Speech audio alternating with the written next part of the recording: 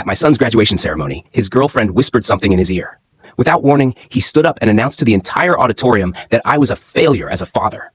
But instead of breaking down, I smiled and said, "Thank you for making this easy." His confident smirk faltered. He had no idea what I meant. He never saw my next move coming.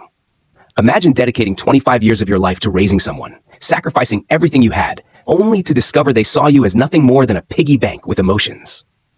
That soul-crushing revelation hit me when my son Michael stood up at his UCLA graduation and declared to 500 people that his deadbeat dad didn't deserve to be there. I was 48 years old, and I thought I understood disappointment. I was wrong. What you're about to read will show you why some relationships can't be salvaged, why sometimes the kindest thing you can do is walk away, and why the truth has a way of surfacing when people least expect it. It was May 15th, and I sat in the packed UCLA auditorium, watching my youngest son Michael cross the stage to receive his computer science degree. The pride I should have felt was overshadowed by the stack of bills sitting on my kitchen table back in Pasadena. Bills that had been piling up for months while I scraped together tuition payments, living expenses, and everything else Michael needed to maintain his lifestyle. The irony wasn't lost on me. Michael was graduating debt-free into a six-figure job at a tech startup, while I was mortgaging my future to pay for his education.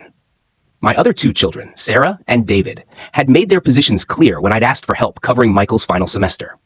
"Dad, you need to stop enabling him," Sarah had said from her Boston law firm office.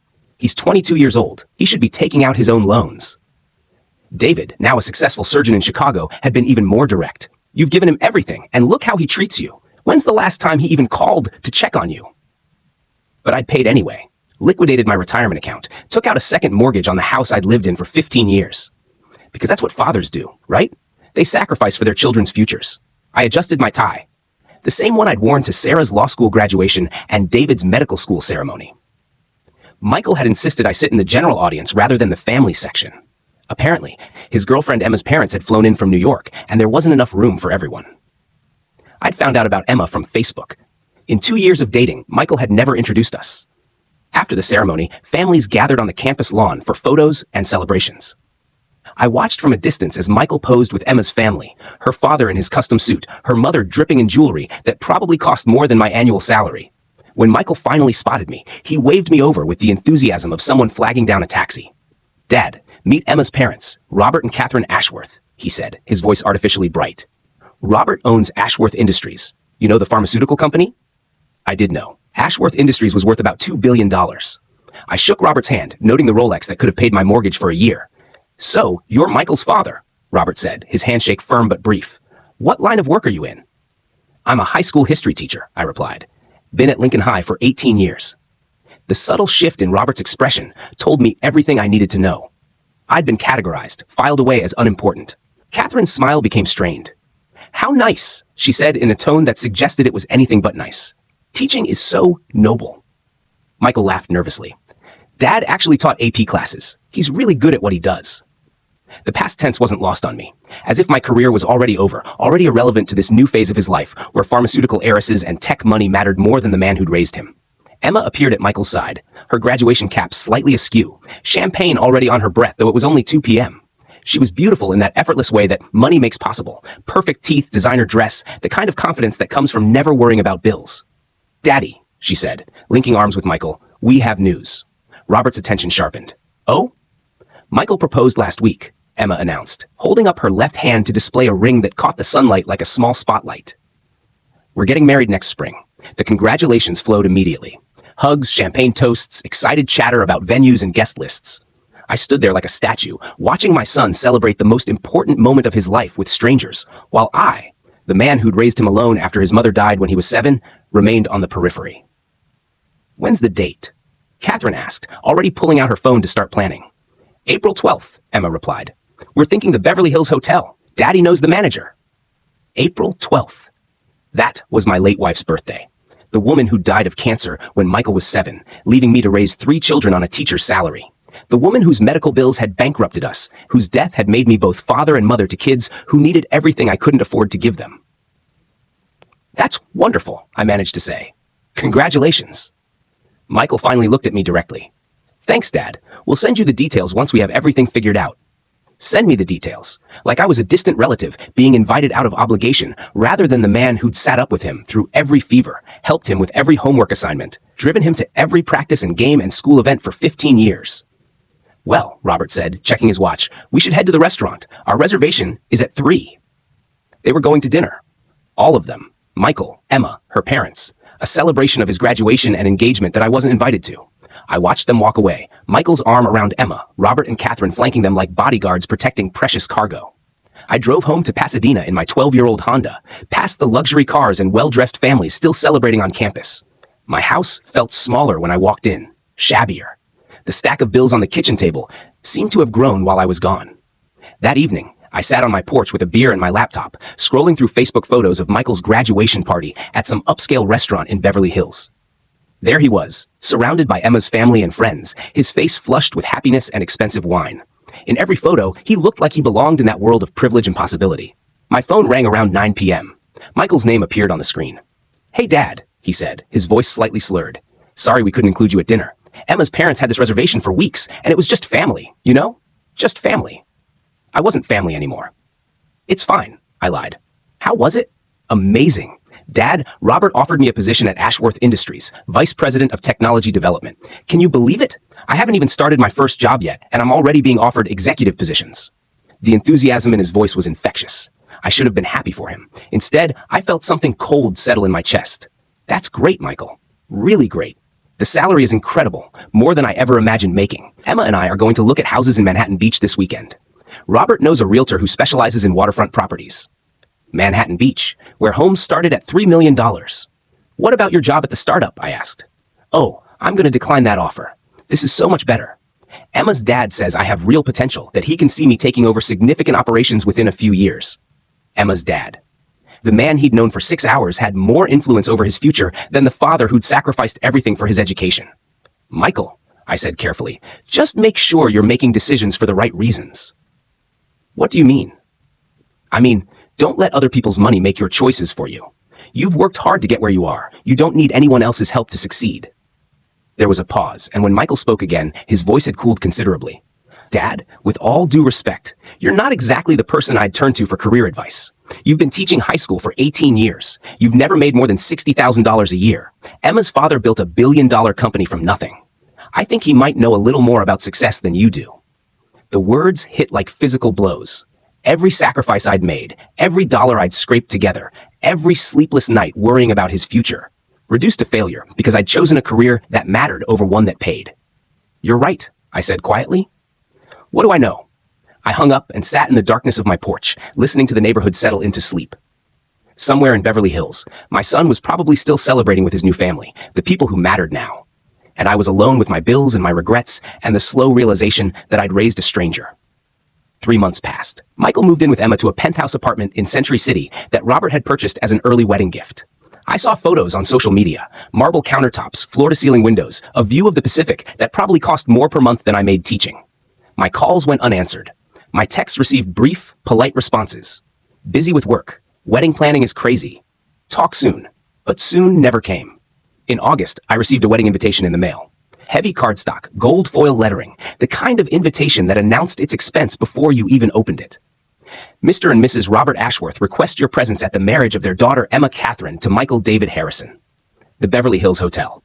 Black tie required. Black tie required." I owned one suit, the same one I'd worn to Michael's graduation. I'd have to rent a tuxedo I couldn't afford to attend my own son's wedding. The invitation came with a note in Michael's handwriting. "Dad, really hope you can make it. I know things have been busy, but this day wouldn't be complete without you there. Wouldn't be complete without me there, but apparently the last 3 months had been complete without me in his life at all." I RSVP'd yes and started saving for a tuxedo rental. The wedding was everything I'd expected. 300 guests, an orchestra instead of a DJ, flowers that probably cost more than most people's cars. I sat in the back with other relatives I didn't recognize, watching my son marry a woman I'd met once for 5 minutes.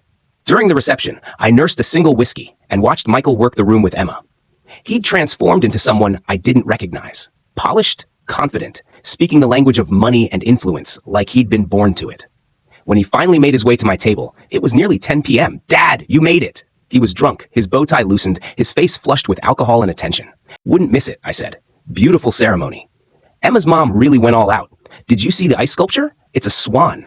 Emma loves swans. He was making small talk with me at his own wedding, filling time while he figured out how to escape back to more important conversations. Michael, I said, I need to tell you something. Sure, Dad. What's up? I reached into my jacket pocket and pulled out an envelope. Inside were documents I'd been carrying for 2 weeks, waiting for the right moment. Documents that would change everything. I've been diagnosed with early onset Alzheimer's, I said. The words hung in the air between us like smoke. Michael's face sobered instantly. What, Dad? No. You're only 48. That's not possible. It's rare, but it happens. The doctors say I have maybe 5 years before I won't be able to live independently. Maybe 10 if I'm lucky. I handed him the envelope. I wanted you to have these documents: power of attorney, medical directives, details about my pension and the house. I don't have much, but what I have should be yours and your siblings. Michael stared at the envelope like it might bite him. Dad, this is a lot to process on my wedding day. I know the timing isn't ideal, but I needed you to know. I needed to make sure you had everything in order. He took the envelope, his hands shaking slightly. Have you told Sarah and David? Not yet. You're my youngest. I wanted to tell you first. For a moment, I saw a flicker of the boy I'd raised. The child who used to climb into my bed during thunderstorms, who'd cried when I'd missed his science fair because I was working a second job to pay for his soccer equipment. Dad, I'm so sorry. I've been such an ass lately, getting caught up in all this. He gestured around the opulent ballroom. Emma's world is so different from what I grew up with. I guess I thought I needed to be different too. You don't need to be anything other than who you are, I said. You're smart, capable, and kind. That's enough for anyone, including the Ashworths. He wiped his eyes, trying not to let his wedding guests see him crying. What can I do? How can I help? Just be my son, I said simply. That's all I've ever wanted. We hugged then, really hugged for the first time in months. I felt him relax into it, felt some of the tension between us dissolve. I love you, Dad, he whispered. I love you too, kiddo. Emma appeared beside us, radiant in her $1,000 dress.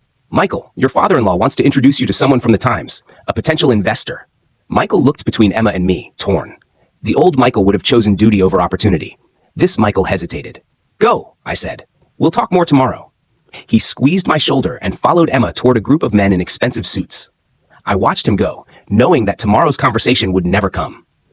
6 months later, I was sitting in my oncologist's office, getting the best news I'd received in years. The tumor is completely gone, Dr. Peterson said, reviewing my latest MRI results. No trace of cancer whatsoever. The immunotherapy treatment worked better than we could have hoped. I nodded, trying to look appropriately relieved. That's wonderful news. You're incredibly lucky, Jim. When we first found the brain tumor, I was concerned about the location and size, but it responded perfectly to treatment.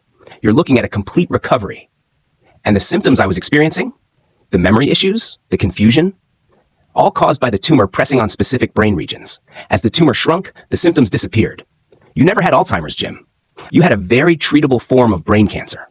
I left the doctor's office and sat in my car in the parking lot, staring at the medical records in my hand. Clean bill of health. No cancer, no Alzheimer's, no degenerative brain disease. Just a tumor that had been successfully removed and treated. The tumor I discovered 3 weeks before Michael's wedding. The tumor I'd chosen not to tell him about, instead opting for a different kind of truth. My phone had been ringing constantly for the past hour. Michael, Sarah, David, all trying to reach me.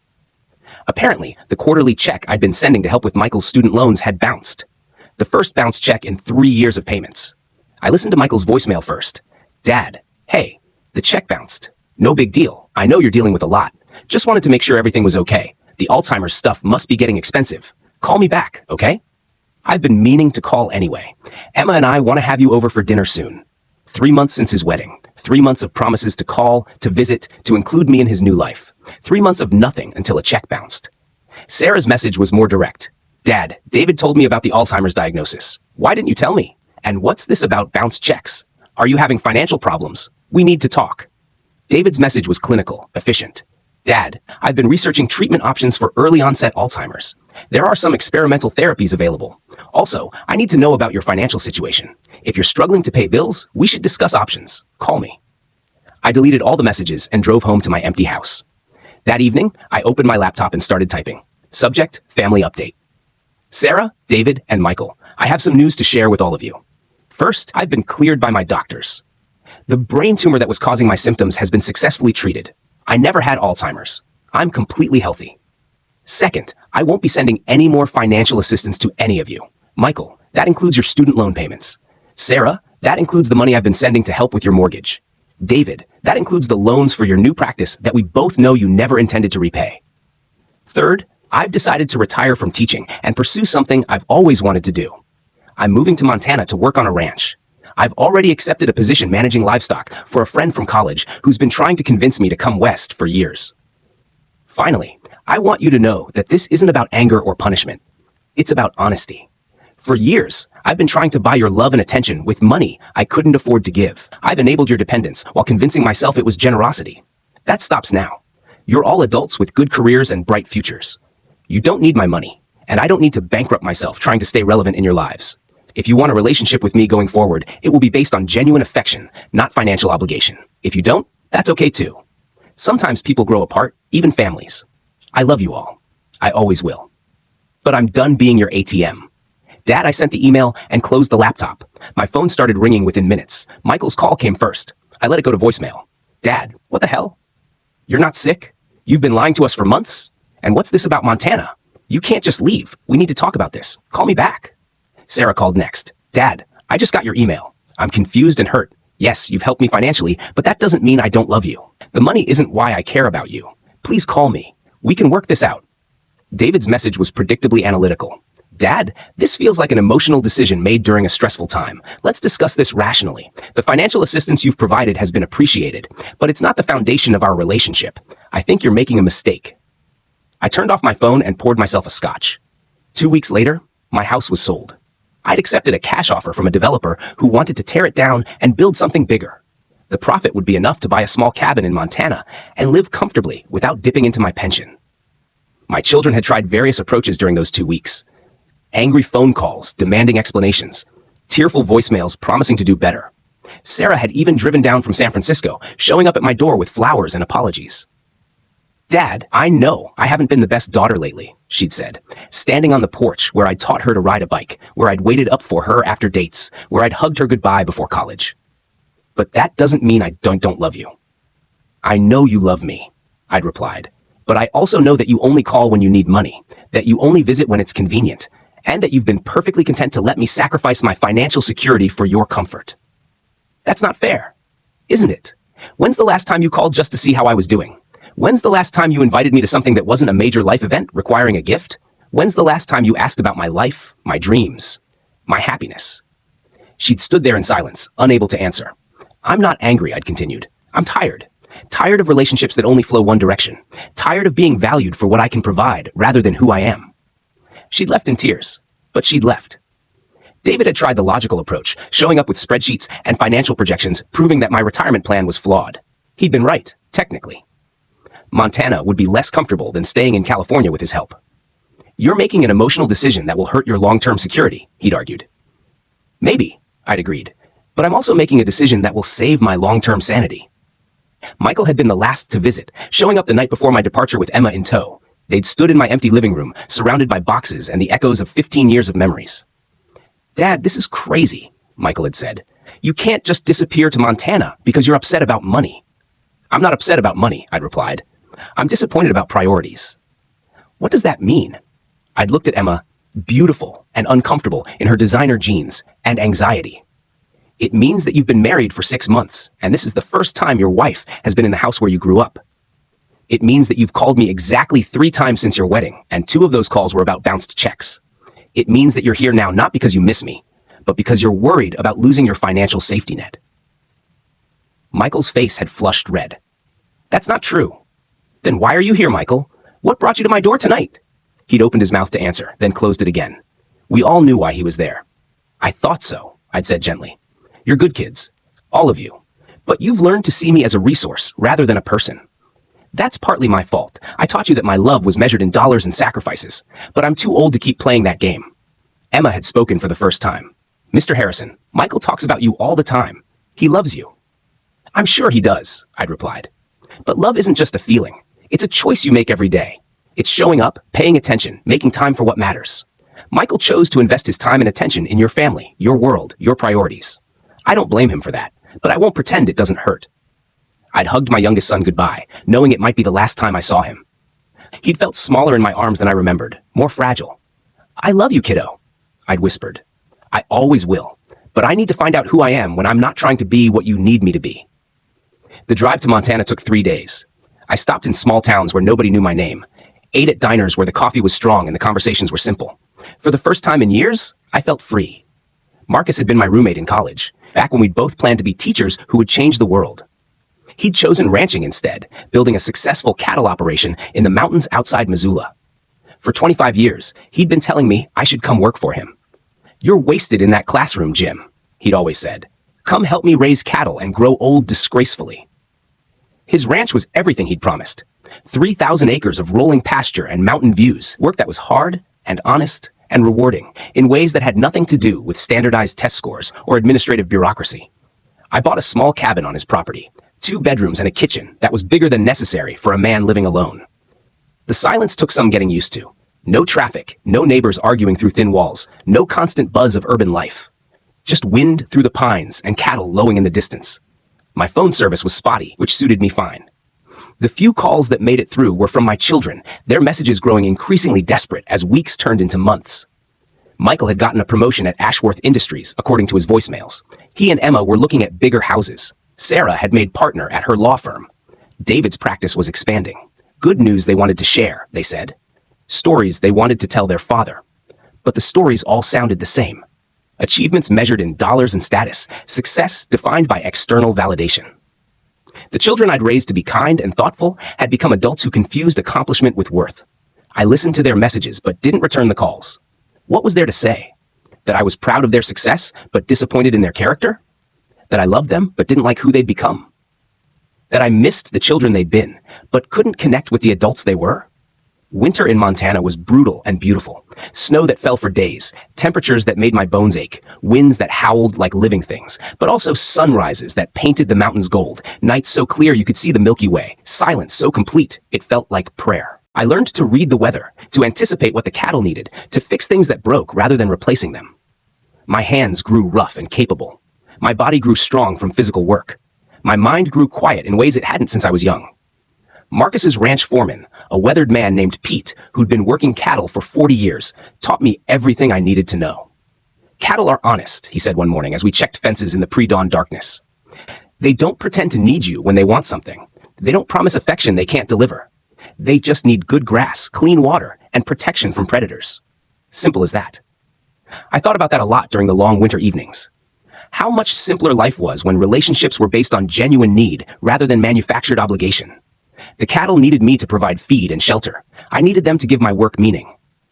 Nobody was pretending to care about anything other than what they actually cared about. Spring brought calving season, 14-hour days in the mud and snow, helping new life enter the world. There's something profound about being present at birth, about guiding a struggling calf into its first breath, about watching a mother bond with her offspring through pure instinct rather than expectation. One morning in April, exactly a year after Michael's wedding, I was helping a difficult birth when my phone rang. The caller ID showed Sarah's name. I let it go to voicemail while I worked to save the calf. By the time I listened to the message, the calf was nursing successfully, and I was sitting on my porch with coffee and the satisfaction that comes from work well done. "Dad?" Sarah's voice was thick with tears. "I know you probably won't call me back, but I need you to know that I understand now. Really understand. I met someone, Dad, someone wonderful. And for the first time in my life, I'm in a relationship where I'm valued for who I am, not what I can provide. It's amazing. And it made me realize what I did to you, how I treated you like a bank instead of a father. I'm so sorry. I don't expect forgiveness, but I needed you to know that I get it now." She left her contact information and hung up. I sat with that message for a long time, watching the sun set behind the mountains. Sarah had always been the most like me. Analytical, thoughtful, prone to overthinking emotional situations. If any of my children were going to figure it out, it would be her. But understanding and changing were different things. Recognizing a pattern and breaking it required different skills entirely. That evening, I walked to the main house where Marcus was cooking dinner for the ranch hands. It was a Friday tradition. Everyone gathered around his kitchen table for steaks and stories, and the kind of easy companionship that develops between people who work hard together. "You look thoughtful," Marcus said, handing me a beer. "More than usual, I mean. Got a call from my daughter? The lawyer? Yeah. She says she understands now why I left."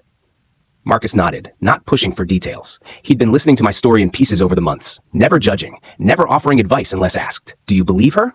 he asked finally. "I think she believes she understands. Whether that translates into actual change." I shrugged. "People are complicated. Cattle are simpler, Pete said from across the table. You know exactly where you stand with cattle. The other ranch hands laughed, but there was truth in the joke.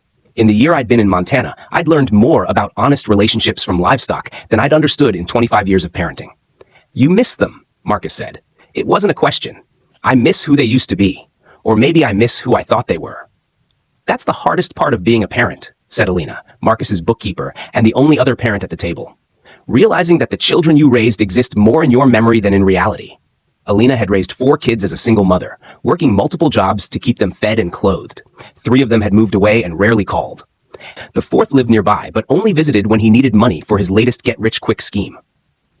Do you regret having children? I asked her. She considered this seriously. I regret some of the choices I made raising them. I regret working so much that I missed important moments. I regret not teaching them to be more self-sufficient.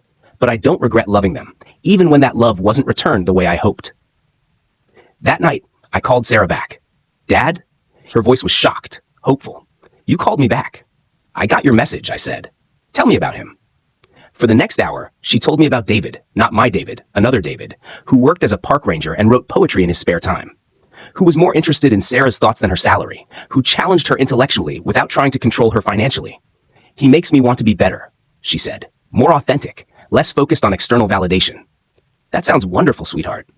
It is, and Dad, it made me realize how wrong I was about what love looks like. I spent so many years taking your sacrifices for granted, assuming they would always be there. I treated your generosity like an entitlement instead of a gift. I enabled that behavior, I said. I taught you that my love was conditional on your accepting my help. No, Dad, you taught me that your love was unconditional. I'm the one who made it transactional. We talked until well past midnight. Sarah told me about her work, her relationship, her growing understanding of what mattered in life.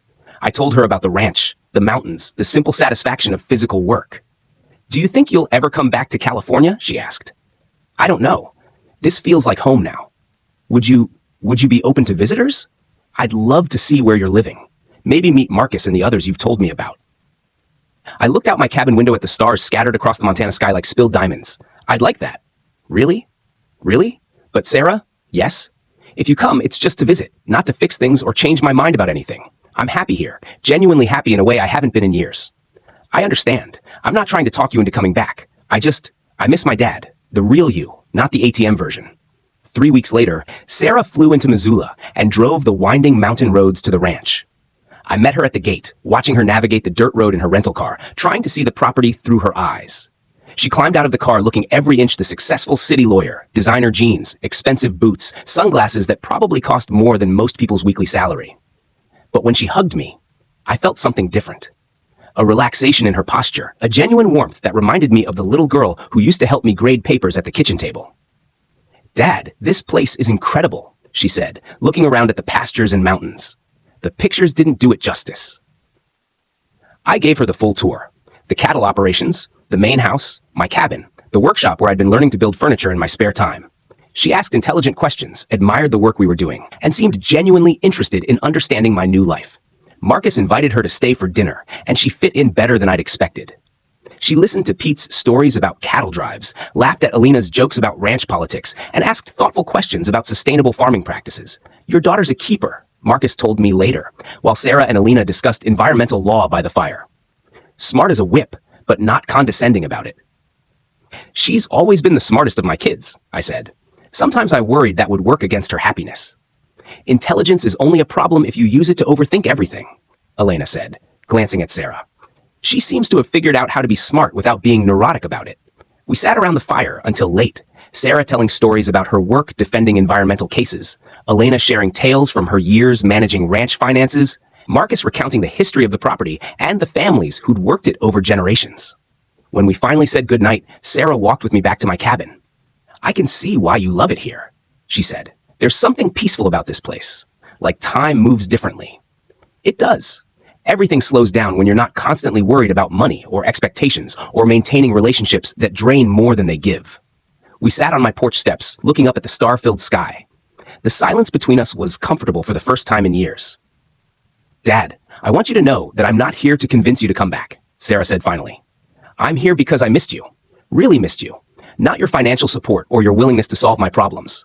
I miss talking to you, hearing your perspective on things, feeling connected to the man who raised me.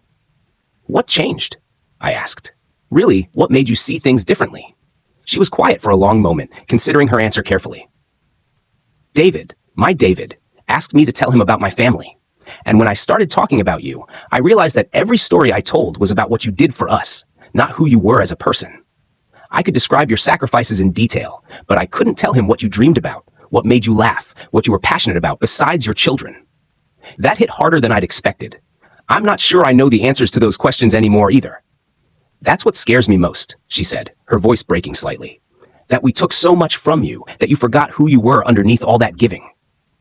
I thought about that, watching a shooting star streak across the Montana sky. You know what's strange? I thought coming here would be about figuring out who I was before I became your father. But it's actually been about discovering who I am now, independent of that role. And who are you? I smiled, surprised by how easily the answer came. I'm someone who loves working with his hands. Someone who finds satisfaction in honest work and simple pleasures. Someone who values authenticity over achievement. Someone who's finally learned the difference between being needed and being used. Sarah wiped her eyes. I want to know that person, the real you, not the version you created to take care of us. He's still figuring himself out, I said, but he's available for conversation if you're interested. We talked until dawn, sharing stories and perspectives like two adults who genuinely enjoyed each other's company rather than relatives fulfilling obligations. When Sarah left the next morning, we both understood that something fundamental had shifted between us. 6 months after Sarah's visit, I received an unexpected package. Inside was a photo album filled with pictures I'd never seen before. Sarah as a child, but photographed from her perspective rather than mine. Pictures of me grading papers while she did homework beside me. Pictures of me sleeping in a hospital chair when she'd had her appendix out. Pictures of me cheering at her softball games from the stands. The accompanying letter explained, I found these in a box of my old things. Apparently, I used to take pictures of you when you weren't looking. I thought you might like to see yourself the way I saw you then, not as a provider or a problem solver, but as a father who was simply present. I miss that man, and I'm glad I found him again in Montana. The album became one of my most treasured possessions, not because it showed me as a good father, but because it showed Sarah as a daughter who had noticed and appreciated that goodness, even if she'd forgotten how to express it as an adult. Michael called on Christmas morning. I was surprised to hear from him. Our last conversation had been awkward and strained, full of unspoken accusations and disappointed expectations. Dad, he said, his voice different somehow, quieter, less certain. I wanted to wish you Merry Christmas. Merry Christmas, Michael. How are you and Emma doing? We're not together anymore, he said. She moved out 3 weeks ago. I felt a complex mix of emotions, sadness for his pain, relief that he was free from a relationship that seemed built on superficial foundations, and concern about what this meant for his future. I'm sorry to hear that. Are you okay? I don't know, he said honestly. I thought I was living the perfect life. Great job, beautiful wife, expensive house, all the things I thought I wanted. But Emma was right when she left. She said I'd become someone she didn't recognize, someone she didn't particularly like. What happened? I became my father-in-law, he said with bitter humor, obsessed with money and status and maintaining appearances. I was working 80-hour weeks, missing everything that mattered because I was so focused on impressing people who never really cared about me anyway. That sounds exhausting. It was. And the worst part is, I lost myself so completely that when Emma pointed it out, I couldn't even argue with her. I looked in the mirror and saw a stranger wearing my face. We talked for over an hour, the longest conversation we'd had since before his engagement. Michael told me about his growing disillusionment with corporate life, his realization that the Ashworth family had seen him as a controllable asset rather than a son-in-law, and his decision to leave both his job and his marriage to figure out who he really was. I keep thinking about something you said at my wedding, he told me, about not needing anyone else's money to succeed. I should have listened to you then. You needed to learn it for yourself, I said. Some lessons can't be taught, only experienced. Dad, I know I don't have any right to ask this, but could I come visit you? I'm thinking about taking some time off, maybe traveling, trying to figure out what I actually want to do with my life. Montana sounds like a good place for that kind of thinking.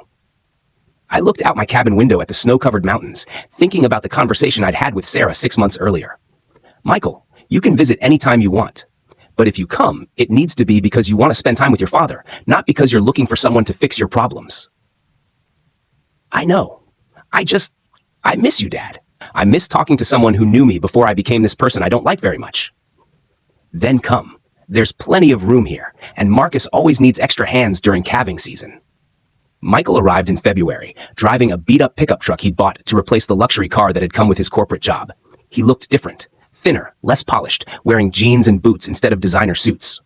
"This place is incredible," he said, that standing in my cabin and looking around at the simple furniture I'd built, the books I'd been reading, the life I'd created for myself. "It feels like you, if that makes sense." "It makes perfect sense," I said. For the first time in years, my environment reflects who I actually am, rather than who I thought I should be. Michael stayed for 3 weeks. During the day, he worked alongside me and the other ranch hands, learning to read cattle behavior, fix fences, and operate machinery. In the evenings, we talked around the fire about everything except his failed marriage and abandoned career. Instead, we talked about books, philosophy, the satisfaction of physical work, and the difference between success and fulfillment. Slowly, I began to see glimpses of the thoughtful, curious boy I'd raised. The child who used to ask endless questions about how things worked and why people made the choices they did. "I think I want to be a teacher," he said one night as we sat on my porch watching the aurora borealis dance across the northern sky. "Like me? Maybe. Or maybe something different. But something where I'm helping people learn and grow rather than just making money for shareholders who already have more than they need." "Teaching is a good life," I said. "Not an easy one, but a good one."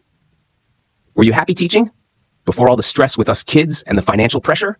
I thought about his question carefully. I was happy in the classroom. I loved watching students discover new ideas, helping them make connections between historical events and their own lives. I was less happy with the bureaucracy and the pressure to teach to standardized tests. But yes, the core of it, the actual teaching, made me happy.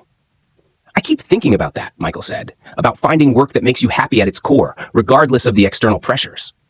"What would you want to teach?" "Maybe environmental science or outdoor education. Something that combines classroom learning with hands-on experience in nature." We talked about practical considerations, the education he'd need, the financial realities of teaching careers, the different paths he could take to get there. But underneath the logistics, I could hear something I hadn't heard from Michael in years. Genuine passion for something beyond personal advancement. When he left Montana, we both understood that our relationship had fundamentally changed. We were no longer father and son, locked in patterns of dependence and resentment. We were two adults who respected each other, who enjoyed each other's company, and who shared a commitment to living authentically rather than performing success. David took longer to come around. My eldest son had always been the most stubborn, the most convinced that his way of seeing the world was correct. But life has a way of humbling even the most certain people. The call came on a Tuesday morning in March. David's voice was strained, exhausted in a way I'd never heard before. "Dad, I need to talk to you about something." "What's wrong?" "I'm being investigated by the medical board. A patient died during surgery last week, and there are questions about whether I was impaired during the procedure." My heart sank. Impaired how? "Pills, Dad. Pain medication. It started after a back injury 2 years ago, and I couldn't stop. I've been hiding it from everyone, but during the surgery, I made mistakes. Critical mistakes. And now a 34-year-old father of 2 is dead because I was more concerned about maintaining my reputation than getting help." The pain in his voice was devastating. David had always prided himself on his competence, his ability to solve problems through intelligence and hard work. Admitting that he'd become someone who caused harm rather than healing must have been agonizing. "What do you need?" I asked. "I don't know. I'm probably going to lose my license, maybe face criminal charges. My practice is finished. My colleagues won't even look at me. I keep thinking about what you said about consequences, about how I'd have to face the results of my choices without your help. You were right, Dad.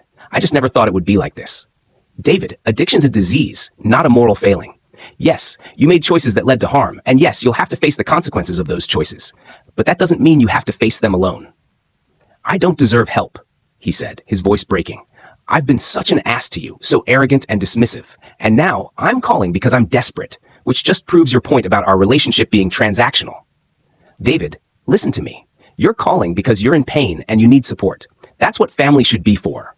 Not to enable bad behavior or solve problems that people need to solve themselves, but to provide love and encouragement during the hardest times. You're not asking me to fix this or make it go away. You're asking me to care about you while you fix it yourself. That's completely different." We talked for 2 hours. David told me about the pressure he'd felt to maintain his image as the successful doctor, about using medication to manage both physical pain and emotional stress, about the gradual escalation that had led to his working while impaired. "I keep thinking about that patient's family," he said. "His wife, his kids. How do I live with knowing that my selfishness cost them everything?" "You live with it by making sure it never happens again," I said. "You get clean, you take responsibility for what happened, and you find ways to use this experience to help other people avoid the same mistakes." "You really think redemption is possible? After something like this?" I think redemption is always possible for people who are willing to do the work required. It won't be easy, and it won't erase what happened, but it's possible. David entered a rehabilitation program 2 weeks later. He lost his medical license, as expected, and faced a wrongful death lawsuit that would take years to resolve. But he also began the slow process of rebuilding his life on a foundation of honesty rather than performance. 6 months into his recovery, he called to tell me he'd started volunteering at a clinic for people struggling with addiction. "I'm not practicing medicine," he explained. "I can't do that anymore. But I can share my story, help people understand how addiction can affect healthcare providers, advocate for better support systems for doctors dealing with substance abuse." "How does it feel?" I asked. "Hard, humbling, but also meaningful in a way my medical practice never was. When I was a surgeon, I was focused on technical excellence and professional recognition. Now I'm focused on connection and service. It's completely different." "Different how?" "I actually care about the people I'm trying to help, not just the problems I'm trying to solve. And they care about me as a person, not just as an expert. It's the kind of relationship I should have had with my patients all along." David's journey toward redemption was longer and more difficult than his siblings. But perhaps because his fall had been so complete, his commitment to change seemed more genuine, more rooted in fundamental shifts in character rather than temporary remorse. 2 years after I'd moved to Montana, all 3 of my children had found their way to authentic relationships with me. Not the old patterns of dependence and resentment, but new connections based on mutual respect and genuine affection. Sarah visited twice a year, bringing David, her David, to meet the family she'd told him so much about. Michael had enrolled in a teaching program and spent his summers working on the ranch, learning about sustainable agriculture and outdoor education. David called every Sunday, sharing updates about his recovery and his work with other healthcare providers struggling with addiction. The relationships weren't perfect. There were still moments of tension, still old patterns that occasionally surfaced. But they were real in a way they'd never been before. Built on choice rather than obligation, on appreciation rather than expectation. One evening in late summer, as I sat on my porch watching the sunset paint the mountains purple and gold, Marcus joined me with 2 beers and a thoughtful expression. "You know what I admire about what you did?" he said, settling into the chair beside me. "What's that?" "You didn't just cut them off and walk away. You created space for them to choose who they wanted to be. Most people in your situation would have either continued enabling the behavior or completely severed contact. Well, you found a third option." "It didn't feel like wisdom at the time," I said. "It felt like desperation." Maybe that's what wisdom is sometimes, desperation channeled in the right direction. I thought about that as we sat in comfortable silence, listening to the evening sounds of the ranch settling into night. Cattle lowing in the distance, horses moving in their paddocks, the soft conversations of ranch hands heading home after a long day of work. My phone buzzed with a text from Sarah. "Dad, David and I are planning a camping trip to Glacier National Park next month. Want to join us? We could visit you afterward." I smiled and typed back, "I'd love that. Fair warning though, I know all the best fishing spots." Her response came immediately. "Even better. Can't wait to spend time with my dad who knows about fishing spots instead of my dad who only knew about tuition payments." Marcus read the exchange over my shoulder and chuckled. "Looks like you got your family back." "No," I said, putting my phone away and returning my attention to the sunset. "I got a better family. One based on choice instead of guilt, connection instead of transaction, love instead of obligation." "Think you'll ever move back to California?"